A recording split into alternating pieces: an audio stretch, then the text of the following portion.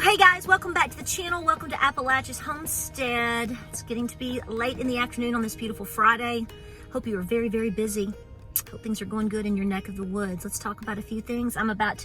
We are about to start putting straw out and straightening up the barn and getting ready to move the goat girls for all the goat babies that are happening at some point. It's like right here, right now. I know, I'm trying to not stress about it. If you want to say just a little whisper for me, I don't expect things to go perfect all the time, but just sort of smooth, because I'm a little nervous about it. But that's my personality, so don't let that shock you. Lots of goat babies on the way, but it's going to be a beautiful weekend here. I know a lot of you guys are getting snow already. You can keep it. It's okay. We don't have to have it. But a lot of things going on here in East Tennessee, and it's going to be a beautiful weekend. I want to let you know that if you are in the East Tennessee area, maybe you're in Kentucky or Virginia, and you're looking for a nice little shop to go look at some nice tools, you can head on into Tazewell, Tennessee. That's where my husband is from. There's some people that were like, he's from Tazewell? I'm like, did you not know? There is a store in Tazewell. It's called Liberty Arms, and I traveled there yesterday. That's not too far. See, James is from there, so he has family, brothers, sisters. James grew up in Tazewell, at Cumberland Gap, Powell Valley. That's where James is from.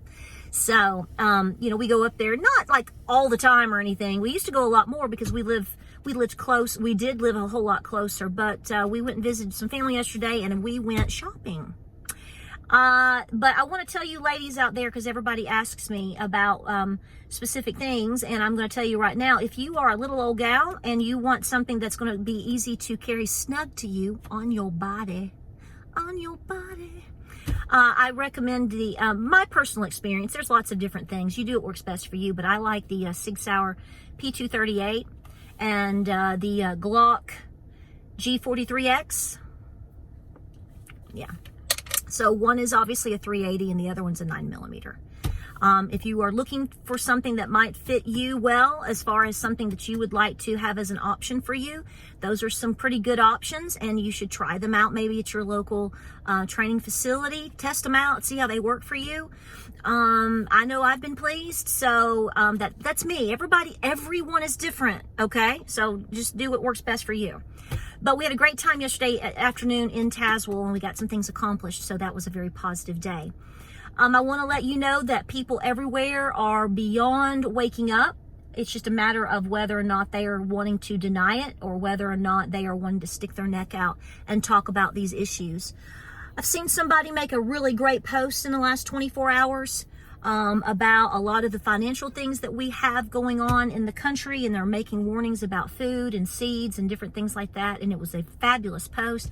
This person was very brave and smart to put this out there. However, for some reason the post was removed. I don't know if they took it down. I've never seen this person talk about things like this. I don't see this person's content every day or even weekly per se, so maybe they have and I've missed it. But I do know that something really strong was put out last night, and it was unfortunately removed. Unfortunately, what's happening is there's good and bad, but the bad thing is some people that are, it's going to take some people some time to, and I don't mean this ugly. When people have a forum or a business and they finally just say enough is enough, or I'm worried about this, or maybe they've had some personal circumstances where they say, folks, this is what's going on, please be preparing. When they stick their neck out like that, they risk a pushback, because demons have to push back. Okay, anybody that has the spirit of denial right now in the situation that we are all in, I'm sorry, I'm not saying that you are even aware, but I'm telling you, the devil's got a hold of you, and your eyes are covered. So you see, when you see this pushback coming from individuals, either they're lost, they're scared, or they're in denial. So when people like you, people like me, speak, it's risky, because you don't know how people are going to respond. You don't know how it's going to be received. You don't know if your forum may be hurt from it. You don't know. And I made the decision well over 2 years ago that I was going to speak as best I can on how I feel about things, because I felt like we had met a personal breaking point. I mean, when your spouse's job is on the line because he doesn't want to be a guinea pig, then, and wasn't a guinea pig and never will become a guinea pig, and neither will I. And you know exactly what I'm talking about here. It was almost like an all or nothing for me at that time. And so that's because people will ask me, they're like, I know you're a homesteader and you've got great stuff on that, but you talk a lot about these things. Yeah, because, here's the thing. When people lose their jobs, or people are in bad situations financially, or people are stressed out because they're afraid for their children, or any type of the emotions and things that all of us are facing right now, well, that affects the bottom line of whether or not you're going to be a productive person or not. And the way that I've handled it is to just come out and talk about things as opposed to sitting in the corner with my thumb in my mouth. That's just how I deal with things. And that's how we all need to be dealing with things, because believe me when I tell you, you being willing to step out and speak is opening the eyes of other people. Because, see, when people just float through social media or Facebook or YouTube or whatever, and they're just seeing flowers and daffodils and little eggs and chocolate chip cookies and muffins and how to do this and how to do that, all of these things are great. And I think we have to have, we have to be normal. We have to do normal things. I want to make an oatmeal pie and make a video out of it. I get it. We have to do those things too. But we have to be willing to speak. We have to save humanity if we can. That's what we're here for. If whatever we can do. So when somebody that's never talking comes out and goes, I'm really concerned about this. I'm really upset about this. Have you considered this? All the other people that have been quiet with them goes, oh my gosh. So today I got word from a lady who's just a doll baby. She is just so sweet. There's my doll baby. She was talking about how her pastor has been talking about all the things that are going on. He hasn't been one of the quiet ones. Praise God. Thank you, Jesus. Light a fire in them, Lord. Get them all talking this weekend now. Please, Lord. Make them see and give them the fire and the inspiration and the guts from you to lead your people. Okay. Put my tambourine down. Okay? But this pastor, from what I understand, has not just been talking about things. Now he's putting out things very specifically, like, look at this website, look at this, maybe buy this, whatever. You have to be willing to lead people. Go this route. Look at this. Do what works best for you, but have you considered this? I just saw a lady on a post today go, I'm just now realizing, basically like this week, how bad things really, really are. It's not that I haven't believed it, but it's like it's her day of waking up. The day you wake up is one of the worst days of your life, because you feel like a bull is just sitting on your chest, just smothering you, because there's so much to do. And I realize that. You guys realize this. Start wherever you can, but the most important thing right now is not just saying, okay, I'm going to go get these things, or I'm going to do these things, it is also being willing to encourage others to do it. It takes a lot of guts to do that. You guys, the guts that you have. So this is what I'm saying. Let that catch fire. I'm not saying for people just to panic. No, I'm saying for people to get active and in motion. And no, 99% of them may not do it.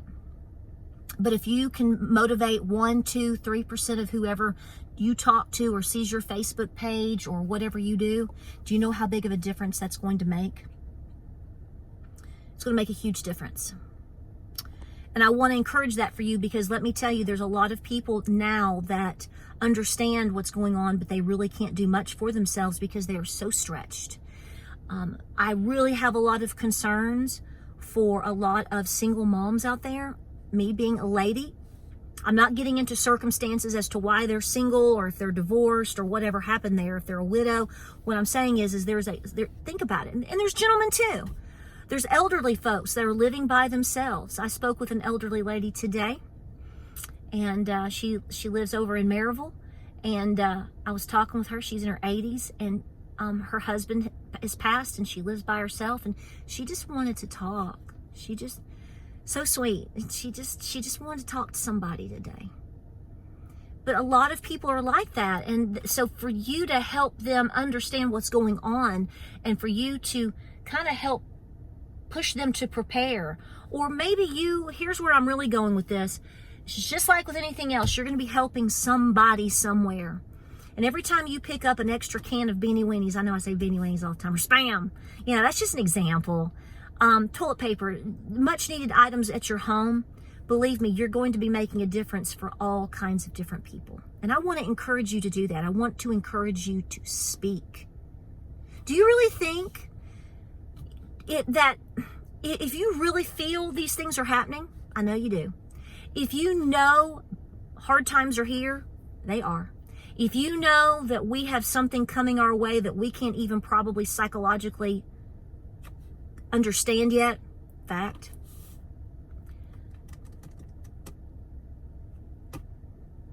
then cowboy up. I have to tell myself that. Cowboy up. Get up. Get up, Tara. Get up. Get up and go do. Go, go, go, go, go. Just go. Set the timer. Get your chores done. Go. But that's the same mentality when it's time to speak out loud to people. Whether you're in person, whether I see you at the Piggly Wiggly or here on a video or at the co-op or, wherever. We have to speak. We have to speak.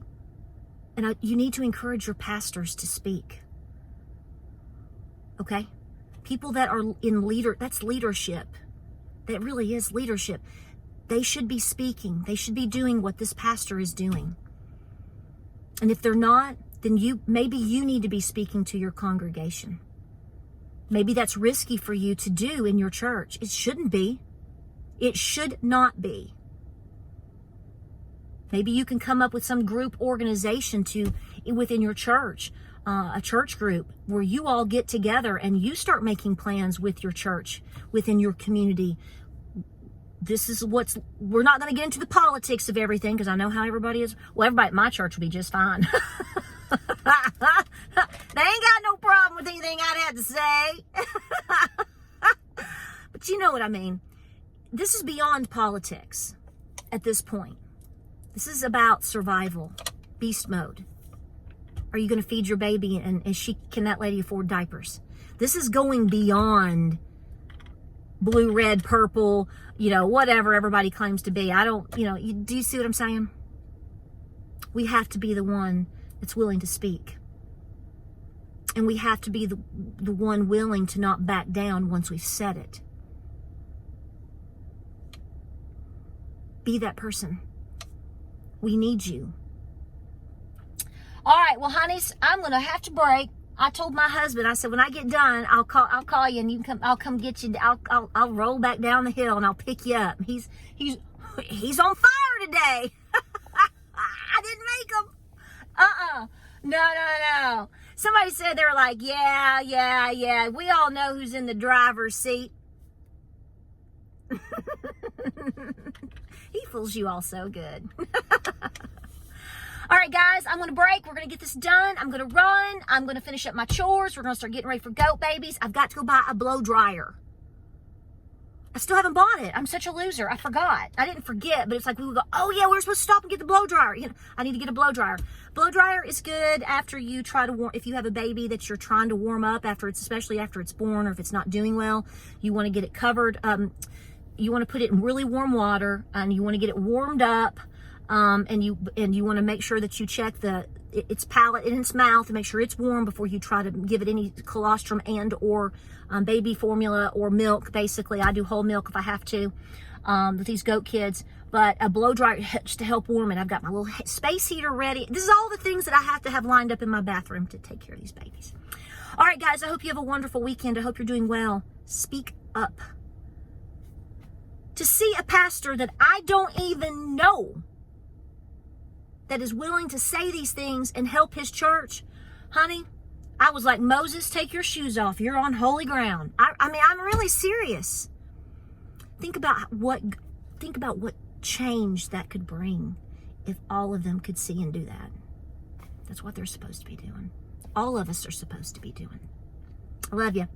Remember what I said, ladies, about those items. Check them out. See what you think, because I'm getting a lot of questions. That's my personal take. There's a lot of other suggestions. Do what works best. Make sure before you say, I'm going to do this. You've tried to try several things out because you think you might like this, or your husband may recommend that. And that's all fine and dandy. But then you go, once you get into actually training and carrying and doing things, you're going to find out real quick that what they do is not necessarily what works for you. You are your own unique individual person. Like, subscribe, and share. Appreciate you being here. Have a great weekend. Thanks for listening. Keep going. Guys, we're in for a bumpy ride, but I don't need to tell you. You already know. Be safe, and we'll see you in the next video. Godspeed.